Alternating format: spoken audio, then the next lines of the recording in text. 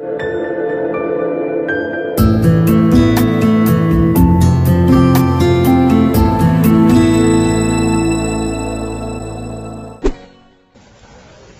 terjadi di elit politik nasional itu tidak seperti, sama sekali tidak seperti yang Anda baca di koran atau Anda dengarkan di televisi, gitu ya. Satu. Nomor dua, apakah Presiden berkuasa? Tidak. Apakah Megawati berkuasa? Tidak. Apakah anak-anaknya Megawati berkuasa? Akan semakin tidak. Ya. Terus siapakah yang berkuasa? Gitu. Yang berkuasa tidak pernah muncul di media massa. Jadi mereka membutuhkan ketidakpastian dari pelaku-pelaku di panggung ini, diadu domba sedemikian rupa. Nah, siapakah yang madu domba? Yang madu domba ini sudah juga sedang bertarung di antara mereka. Jadi nanti ada skala global internasionalnya, terus nanti ada tajalinya yang agak regional nasional, gitu ya. Nah, mereka ini pokoknya kalau ndak Yahudi Timur ya Cina Barat, kan gitu. Kira seperti itu. Nanti timelinenya adalah 5 tahun kemudian 10 tahun ini kita mengalami pertaruhan Indonesia akan dimik-dimik kembali bangkit menggeliat atau akan hancur sama sekali dan menjadi bangsa jongos total tahun 2024. Nah, siapakah mereka ini? Pasti adalah konstelasi para pemilik modal, baik di tingkat internasional maupun regional dan nasional. Nah, itu lapisan-lapisan ini juga bertarung satu sama lain, tapi yang pasti ada rasnya mereka. Yang paling bermain adalah orang-orang yang sudah datang ke Nusantara sejak abad ke-13, tetapi sampai hari ini mereka berposisi masih tamu secara kultural di Indonesia. Lagi engko jajal diskusi ning warung-warung kok isih dayoh maksudnya piye gitu ya. Jadi ada orang yang sudah kerja dan kaya raya di sini, tapi dalam hatinya masyarakat Indonesia mereka masih tamu, jadi belum pantas jadi gubernur sebenarnya. Lu kok guyu gitu loh. Misalnya, padahal dialah yang nanti akan diangkat untuk sampai ke puncak oleh konspirasi itu. Karena nanti yang diciptakan adalah sistem-sistem yang menguntungkan roti dan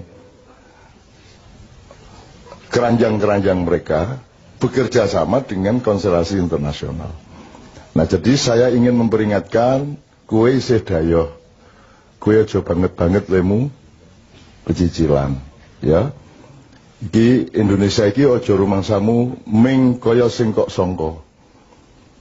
Ono liya-liyane loh di Indonesia ini. Bangsa Indonesia itu banyak. Dan ada segmen-segmen, ada level-level, ada kesatria-kesatria, ada kader-kader, ada bermacam-macam dari bangsa Indonesia ini yang juga akan menjadi faktor dari berubahnya Indonesia.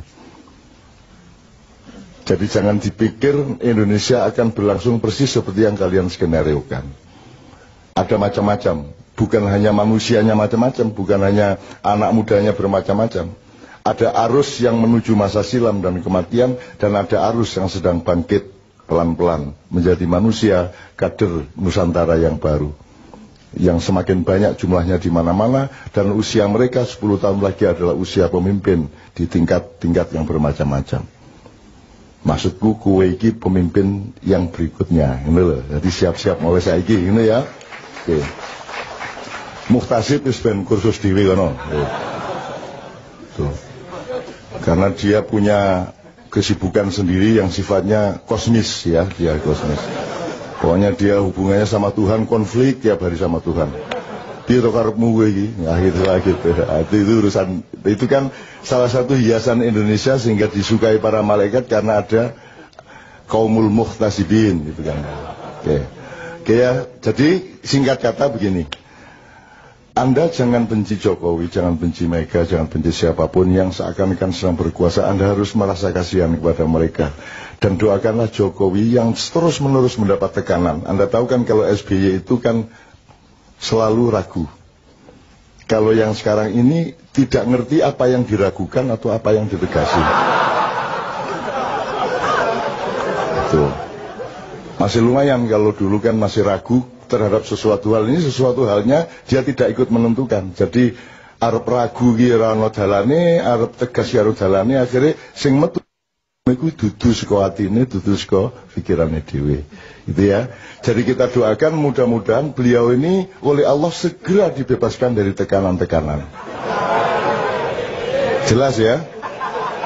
Jelas maksudnya ya? Gue ngerti sastra toh? Nah. Sementara yang sangat bernafsu untuk bertarget tahun ini harus menggantikan orang yang penuh tekanan-tekanan ini, kita doakan mudah-mudahan dia tidak diberi kesempatan oleh Allah untuk bersu'ul khotimah. Iki ya jelas tau kudune. Nah, gitu. Jadi nek di YouTube iki berdebat sih lagi ngafirke aku gitu. Gitu teman sekalian, wes. Untuk itu emang Anda terpengaruh dengan semua itu kan tidak. Anda kan punya kedaulatan, Anda kan punya kemandirian, Anda punya keyakinan hidup, dan semakin hari Anda semakin tenang dengan keyakinan Anda. Dan Anda tahu rakyat Indonesia kan sama sekali semakin tidak tergantung kepada pemerintahnya. Mau dolar 18.000 gitu, orang berpengaruh kan gune sing nggawa payung ning ngarepe mall kae. Wis pokoke nek nggawa payung ana udan nyeterke nang mobil entuk piro ning prabot piro kan Anda semua kan tidak terlalu terpengaruh. Bahkan di Jawa Timur anak-anak muda lantang, ayo iki kok gurung mundhaki BBM iki apa iki. Kurang ajar. Nang wis ae diunggahno ayo. Nang wis mosok gak mundak-mundak iki lho. Ayo diunggahno ayo sepur mesisan 4 kali lipat ayo apa ngono. Engko tak delete tekek ndek njero balas. Nek sak delete tekek wis gak mlaku mesisan wis. Gitu loh, pesawat-pesawat barang ini.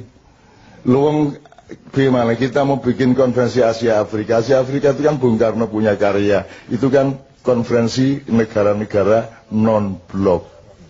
Non-blok. Lho kowe iki nggawe konferensi non-blok kok njaluk perlindungan nang jeraganmu iki piye?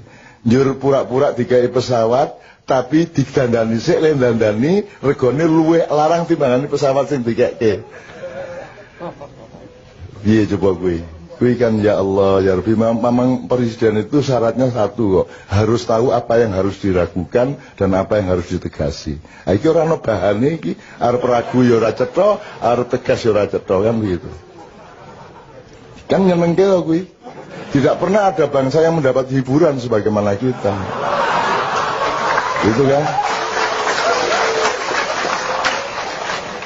Tidak, jangankan kan kalau dalam Islam tuh, kalau dalam bahasa Arab tuh ada namanya uslub. Uslub itu diplomasi tingkat tinggi. Seperti saya mengatakan, mudah-mudahan segera terbebas dari tekanan, tuh uslub.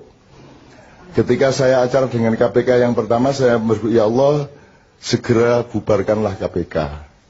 Itu kan uslub, artinya maksudnya kehakiman, kepolisian, kejaksaan sudah beres, bisa menjalankan tugasnya dengan jujur sehingga tidak diperlukan KPK. Jadi kalau KPK didoakan untuk bubar itu artinya supaya tidak perlu ada ad hoc lagi untuk mengurus korupsi kan gitu. Tapi orang karena pikirannya linier dan sastra kalimat aja tidak jelas. Maka ketika saya berdoa dengan tingkat uslub tadi, susastra tinggi tadi, orang paham loh, kok Cak Nun menginginkan KPK bubar karepe piye? Loh, nek KPK bubar berarti hukum sudah beres, kan begitu. Karena hukum belum beres, pelaku-pelakunya belum beres, diperlukan perangkat pembantu pemain bon-bonan yang namanya KPK. Kan begitu kan? Nah, kalau sudah kesebelasannya beres, nggak perlu ngebon lagi. Nah, Indonesia ini lebih lucu lagi. Pemain bon-bonnya dimasukkan lapangan, yang pemain yang diganti tidak dikeluarkan dari lapangan. Bener nggak? Loh mestinya kalau diganti yang diganti keluar ki nggak tetap di dalam. Akhirnya gelut dewe sadu-saduan dewe. Kan gitu. Antara pemain pengganti sama pemain yang diganti. Kan begitu. Sampai hari ini kok sadu-saduan nggak karu-karuan. Kan ini nyenengke negara ini nyenengke. Saya luar biasa bahagia sebagai bangsa. Luar biasa bahagia. Iki tenan iki Jon iki malaikat yang nggak pernah ketawa jan nahan banget. Jan kudu guyu tenan kemenungsan gitu. Bahkan tidak ada tugas malaikat untuk tertawa, tidak ada. Malaikat itu semua serius. Tapi khusus untuk Indonesia ini akhirnya rundingan, wis rapopo yang guyu wae ya. Ngono ya, saking lucune kok. Tenan ambo tenan. Lho wong piye to, wong panglima tertinggi TNI kok mendapat gelar anggota kehormatan. Lho panglima kok anggota kehormatan. Piye logikane iki? Gitu loh, piye to iki? Aku kok dikai anggota kehormatan mak iya. Ya piye to iki? Lho aku ini. Jadi, malaikat ora entuk guyu piye? Akhirnya disentak karo guyu, rentok guyu malaikat. Ah lucu tenan ini. Lebih itu coba itu. Maka Anda harus tahu itu bukan penjilatan, itu sedang mempermainkan. Ada skenario untuk menggunakan. Gitu loh, dan seterusnya lagi, nak dikai contoh kayak banget lah. Dengan bahasa yang seperti itu, maka Anda sebagai orang makyat ternyata uslubnya sudah tinggi. Langsung mengerti. Luar biasa Anda. Di bawahnya baru ada yang namanya balaghah, itu ilmu komunikasi biasa. Nah ini balaghah aja belum nyampe, jadi nggak ngerti bagaimana ngomong sama Amerika, bagaimana ngomong kepada Singapura, nggak punya uslub. Kan tidak perlu menentang untuk menentang. Gitu loh. Kan saya sering sudah kasih contoh yang kecil-kecil loh. Gue nak diajak kerengan iki moro bisi ono. Gue nek kerengan karo aku mesti kalah. Gue mending gue melayu saiki melayu. Wah kira mesti budino melayu gae padahal nek kerengan tangan ya gini kalah jan. Itu namanya uslub. Itu puncak dari balaghah ya Ustaz ya. Puncak dari balaghah. Itu teman sekalian, oke. Lu sekarang itu bagaimana mau balaghah aja nggak ngerti kok. Mosok sambat, saya mau dijatuhkan loh sama Jika. Loh, kok ngomong ngono lho, mbok sing rada bahasa sing rada samar sithik apa piye ngono lho. Sing lelu, tapi jenenge lugu kan ya ora mlebu neraka wong lugu. Lugu ora ngerti ya. Yang ngerti ini mebel ya mebel, kayu ya kayu. Wis piye kok dituntut balaghah ya ora iso. Jadi piye meneh, jadi tolong Anda jangan benci ya. Anda harus kasihan dan berempati dan berdoa setiap hari mudah-mudahan beliau segera dibebaskan dari tekanan-tekanan. Amin ya rabbal alamin. Supaya hidupnya tentram, keluarganya tentram, istrinya tidak cemas dan anaknya juga selamat dari mara bahaya. Gitu ya. Ono elek ya ngomong, apik to ya. Apik to gitu loh. Uslub gua. Oh sesuk mesti do Twittere uslub.